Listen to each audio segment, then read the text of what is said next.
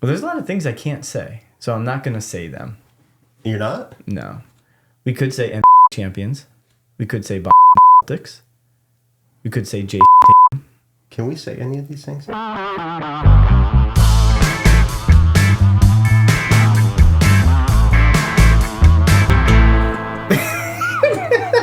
right, edit that out. All right, let's bring this train back on the tracks. Oh, you're the conductor now? Yeah. No, I think he is conducting. I think you're conducting competent person.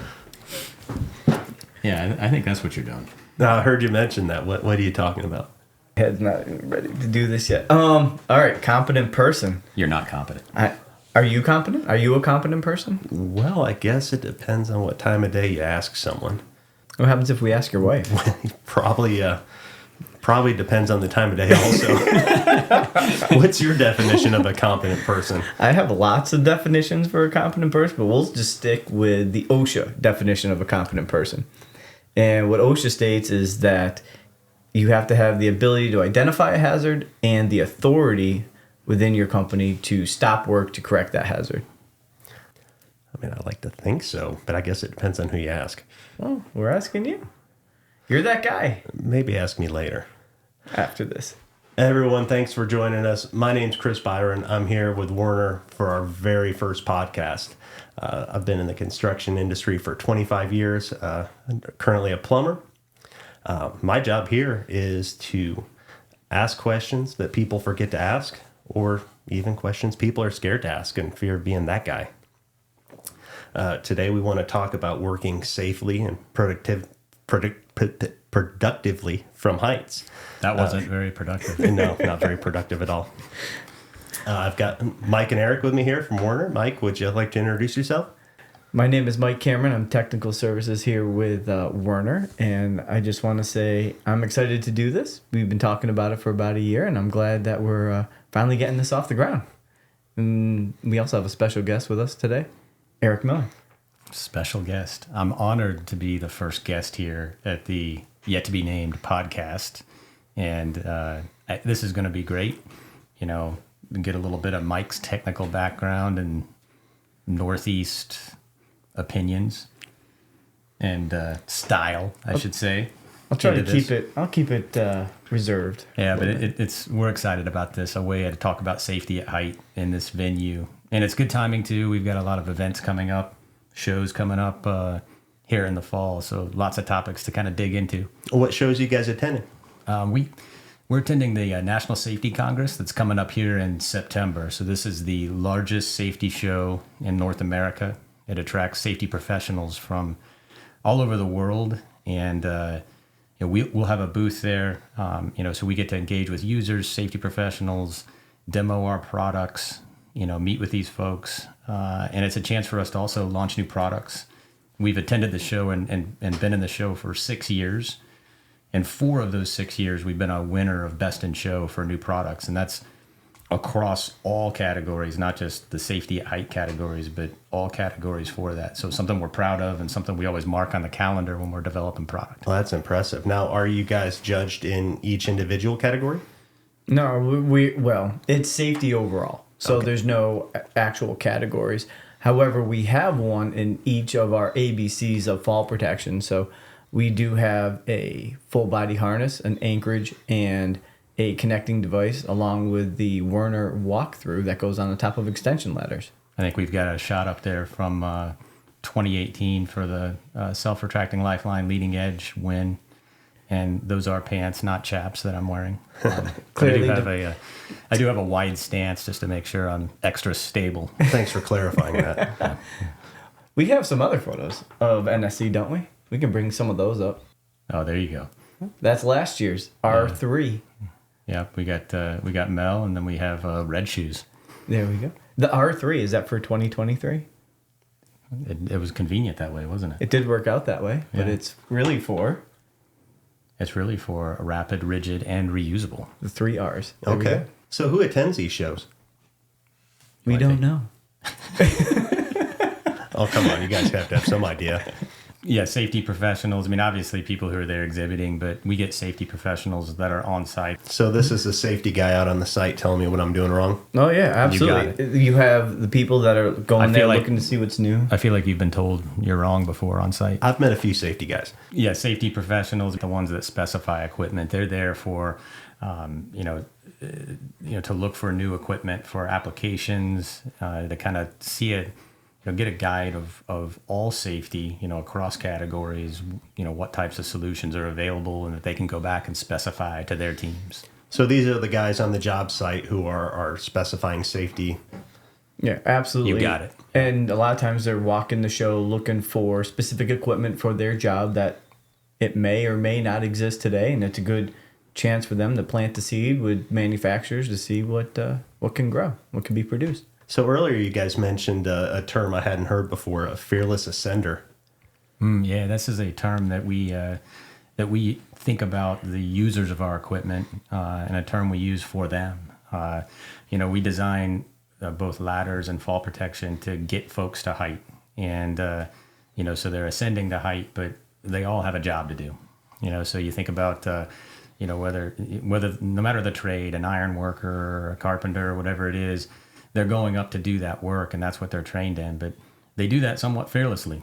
And the marriage between productivity and safety is a real important one. So as we design the equipment, we want to make sure that we provide safety, but that we don't take away from getting the job done, and being able to support those guys that do it. Well, I agree. It's two different things. I definitely remember the first time I showed up on a job site and was told to throw a harness on and get in a lift and go 35 feet off the ground. That was a little eye-opening. No, I'm sure. Were you intimidated? Absolutely. Well, you're a professional, and you knew what the job you had to do. You just didn't know you had to do it 35 feet in the air in a boom lift that's swaying back and forth 5 feet. Yeah, that'll get your blood flowing a little bit. Absolutely. And we need you to do that job, and that's where these products are designed where you can focus on the job you need to do and not be concentrating on the equipment that you're wearing, right? Because that doesn't have anything to do with the job that you're doing. So that's what we call it in our trainings, is an insurance policy where you don't want to feel it, but you want to know that if you get into a situation and you fall, you want to know it's going to perform. Oh, absolutely. Mm-hmm. Yeah, it's definitely interesting. First time you put on a harness and have to tighten that thing up and make sure everything's working how it's supposed to. It definitely makes you question what you're doing with yourself. Yeah, we do a lot of trainings where we have people sit in their harnesses and get used to what it is to hang in a harness. A lot of people, they try on harnesses and, okay, this fits well, but it's really, how does that harness perform when it needs to work? And that's what we want everybody to understand. You're wearing this harness. You may wear it a little loose because that's how you're doing your job. But when you fall in the harness, having that harness loose is going to have some consequences. We want you to understand there's a fine balance between working comfortably and being safe in the equipment that you wear. For every inch that it's loose, it's going to come inward. And what we see in trainings, we may see a lineup of folks that are being lifted and suspended. And after that first person, everybody's tightening a little bit more. Now, Chris, do you think you're supposed to have a harness tight, loose, or snug? Oh, that bad boy better be tight. You don't want to be, what do you think, Mike? I would roll the dice on snug. I would too. Well, definitely snug's probably the better term, but you don't want it you don't want it too restrictive. But yeah, we would call snug, and we have some guidelines that our trainers go through in terms of ensuring that people have that kind of fit. Yep. Yeah, I even wear my harness when I'm cleaning my gutters these days. You do? Oh yeah. That's impressive. What do you tie off to? I throw a rope over the roof and tie off between two windows. Door jam anchor. Yeah. Have you ever thought about tying off to your car? That's a brave move. Oh. Make sure you take the keys. No one drives off in that car when you're tied off to That's a good piece of advice right there. A little safety disclaimer. Absolutely. So, Mike, did I hear you have a little catchphrase? Probably. Probably. Yes. Is that just a rumor? Can you tell us a little bit about that? I see you brought the chart up. Yeah, we got the chart. So I guess we got to talk about the chart. The infamous chart. Well, I think it's just a simple XY plotted chart. So what this chart is meant to show is that when you're working straight overhead, you have 5 feet of clearance. Very simple. As you move left or right and you are offset from that anchor point, your clearances may change. If you move 1 foot, you're still within the 5 feet of clearance. But if you move 2 feet left or right, you're in that gray shaded area, which shows you need now 6 feet of clearance. So as you move, and depending on the height and location of your anchor point, you could have different clearance requirements. I didn't know I was going to have to know geometry for this. You got it, Chris? I'm still a little fuzzy on it. And this is where what don't you understand comes into play. Because we want to make sure you understand the equipment that you're using and how you work with that equipment changes your requirements. Well, thankfully, we have you here helping us out with that. I got to say, that's the most gentle I've heard you go I through told you that I was chart. going to be subdued. I'm going to bury that very- northeast. Thanks for being kind to me today. I'll try. So, did I see some of your fall protection in the news? Not recently, but A little while back. while back? Yeah, we actually had a situation where a swing stage collapsed in Miami several years ago, and one of the workers actually was able to make it to the swing stage. The other worker was in full suspension, and in that position, they were able to get into what we call chair in the air, which is a feature in all Werner harnesses that's there to alleviate the suspension trauma that can happen. When you're suspended in a harness, it can cut off the blood flow through your femoral arteries, and that victim of the fall can become unconscious. So when that happens, you can imagine the safety concern, the rescue concerns. This user was able to get into a chair in the air, get into a safe position, and the rescue that occurred there took over an hour. Oh, wow. They were suspended, and we found out later too that the workers had been trained by some of our folks, which is awesome, on how to use the product, how to deploy it in the event of a fall, and we're able to walk away from that. And that's always what we talk about with training is we want to make sure people get home at the end of the day. Now, what is the chair in the air? Chair in the air is simply a feature on the harness that allows you, it's built in, and it allows you to slide the suppellic strap under and get you into a seat or a chair in the air. I think we got the picture here on Mike's shirt. There you go. There we go. There we Yeah, go. yeah, there you go. That looks He's wearing like it proud. far more comfortable position to be in while you're waiting an hour to be rescued than hanging in free fall. Absolutely, and it's built in. Yeah, so it's something that's universal across Werner harnesses and can work no matter which harness you have. It's gonna perform. You can get into it quicker too.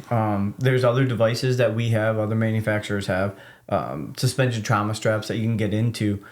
But after a fall, you have adrenaline, the blood's pumping, there's a lot of chaos, you have to be rescued. In the case of the Miami-Dade one, I mean, they tried coming from below with a lift.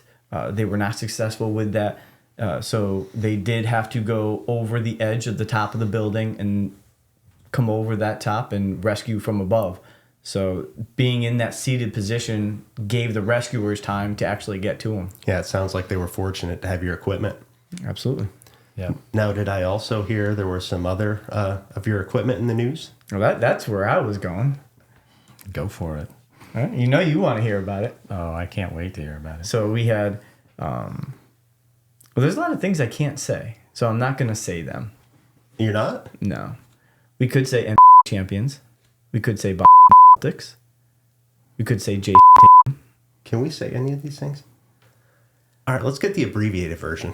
All right, so we'll just say a basketball champion had a commercial that we were not involved in that displayed a billboard, and the person putting up the billboard was wearing Werner equipment during that commercial. That's good advertisement. Yeah, Fantastic. Give that guy a call. we did. We reached out to him, and we will be doing some training and providing some more equipment for him. Awesome. I bet they appreciate that. Oh, they were super excited. Yeah. So, as you guys might have noticed, we don't have a name for this podcast yet. We need some ideas. You guys have anything? I think we have a couple. I have a few. What are you thinking? I think, what don't you understand? You would. Yeah, he would. I'm thinking mic'd up. Oh, that's a good one too.